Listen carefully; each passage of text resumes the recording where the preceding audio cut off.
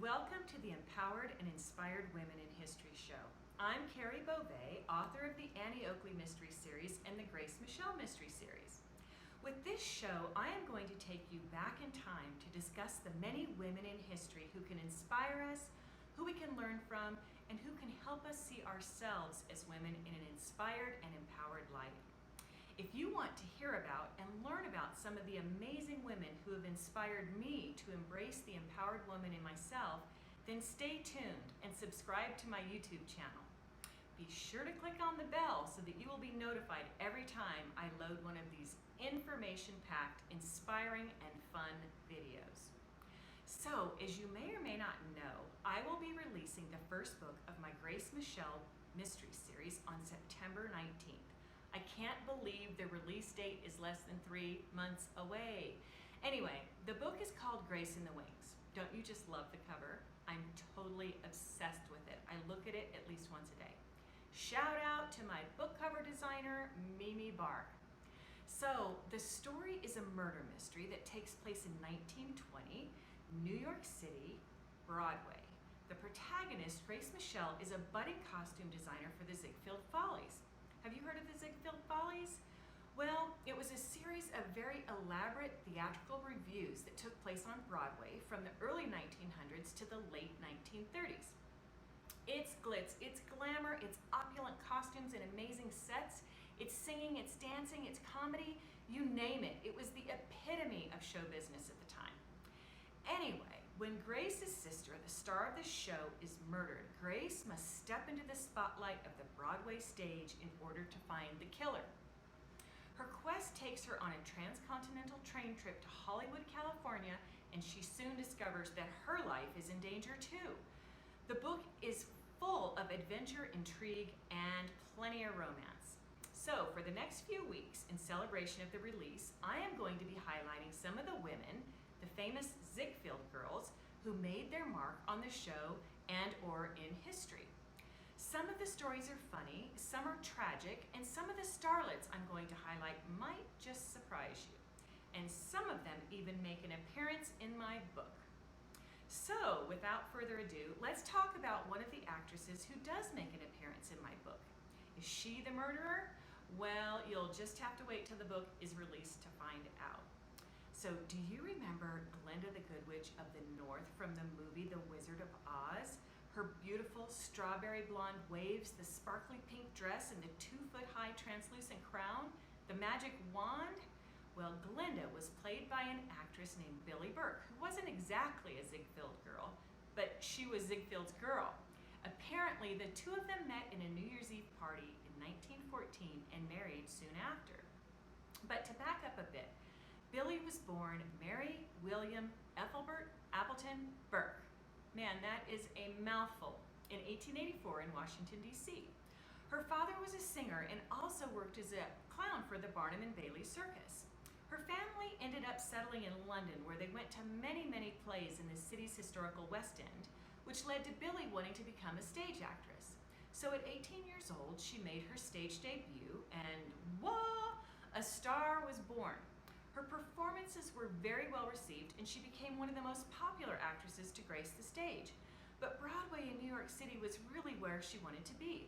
So at 22 years of age, she sailed across the pond to America. She appeared in many plays, and audiences, the people, loved her. Her theater connections led her to meet the dashing Florenz Ziegfeld Jr., who was making his mark on Broadway with his glorifying of the American girl and Broadway shows. But Billie's talent could not be pigeonholed. Hollywood, with its newly budding silent film industry, came calling, and in 1916 she made her film debut in the lead role of a movie called Peggy. The film was an instant hit, and it led to many more roles for Burke. That same year, she landed one of her best and most beloved roles. She became a mother. She and Ziegfeld had a baby girl, and they named her Patricia. Even though Billie's film career had taken off, Billie continued to work on the stage because she liked the speaking roles, and she felt a deeper connection with the live audience, which was much harder to do in films. Billie was a woman in high demand, and in 1921 she appeared in a movie called The Education of Elizabeth, playing the lead role Elizabeth Banks. Life was pretty good in the early 1920s for the Ziegfelds. Billie had continual work on the stage and the screen, and Flo's shows were constant sellouts. And with good investments in the stock market, Billie decided to retire and focus on being a wife and a mom for a while. This might have had something to do with Flo's occasional dalliances with his beautiful entourage of showgirls, namely an actress named Lillian Lorraine. Before Billie, Ziegfeld had a relationship with and lived with a Parisian actress named Anna Held. Flo's relationship with Lillian caused the demise of his relationship with Anna, and even after he and Lillian split up, Flo remained in love with her, some say for the rest of his life, and she made occasional appearances in his relationship with Billie. But, being the strong woman she was, Billie endured and did her best to make a happy home life for her daughter. But then came the stock market crash of 1929. The Ziegfelds, used to a pretty high standard of living, struggled to keep up with their extravagant lifestyle. Billie needed to go back to work, and she needed to work harder than ever. She got her first speaking role in the talkie film A Bill of Divorcement in 1932.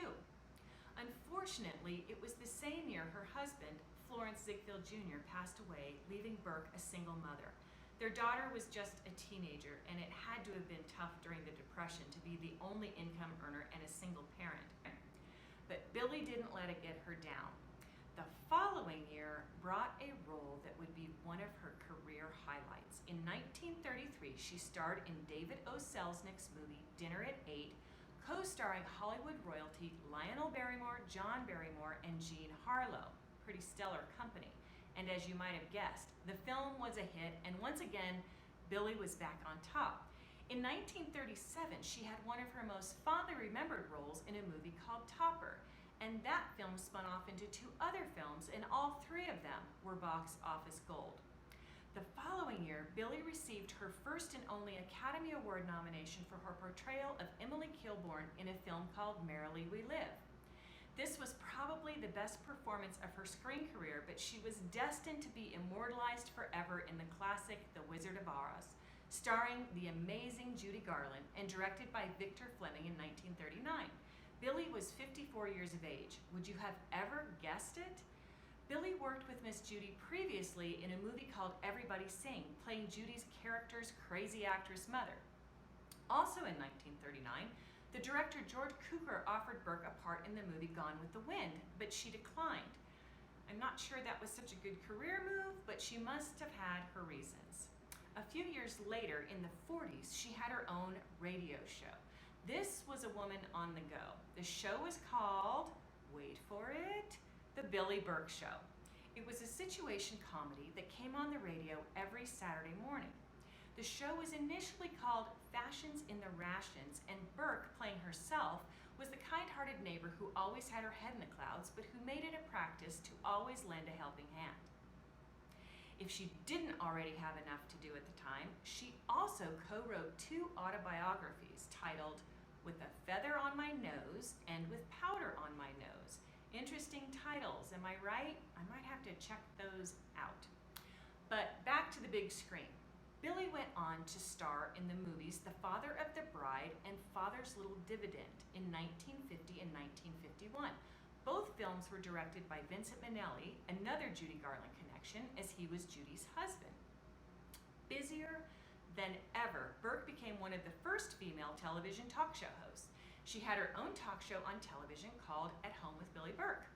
She also wanted to make a comeback on the stage and starred in 2 New York productions that, alas, were not well received. She also appeared in some plays in California, but a failing memory made acting much more difficult. Her last movie was a Western called Sergeant Rutledge in 1960, and she died in 1970 at the age of 85. So there you have it, Billie Burke, stage star, screen star, television and radio star, wife of Florenz Ziegfeld Jr., the greatest showman on earth, and forever remembered as the beloved Glinda the Good Witch of the North. Now that you know a little bit about Billie Burke, how can you relate to her story? Did she make an impression on you in The Wizard of Oz? As a kid, I wished she would magically appear and be my fairy godmother. Have you seen her in any of the other movies I mentioned? Let me know your thoughts in the comments below. And if you want more of Billie Burke, you will see her in my novel, Grace in the Wings, to be released in September. Playing, of course, her wonderful self. So that's it for now. I hope you all have an awesome week and take advantage of this beautiful summer weather. Next time, I will be talking about funny lady Fanny Brice, who also makes an appearance in Grace in the Wings. So subscribe to my channel below and I will see you here.